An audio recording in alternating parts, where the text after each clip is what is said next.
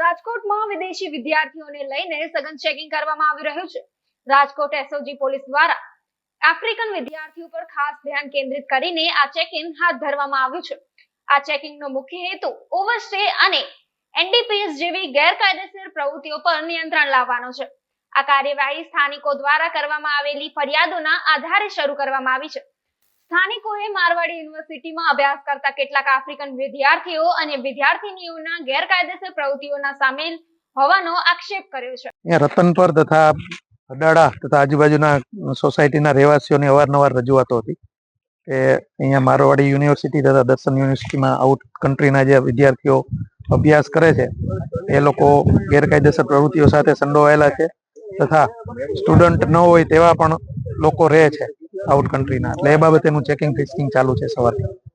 Sir કેટલા અંદાજિત જે ઘર છે વિદ્યાર્થીઓના તેના પર ચેકિંગ 100 થી 150 ઘરોમાં ચેકિંગ કરવામાં આવ્યું છે। અત્યારે આવા 250 થી 300 વિદ્યાર્થીઓ અહીંયા રહે છે। સર અંદાજિત જે શંકાસ્પદ કોઈ વસ્તુ મળી છે? ના, હાલ સુધી કોઈ શંકાસ્પદ વસ્તુ મળી આવેલ નથી। ચેકિંગ ચાલુ છે હાલમાં।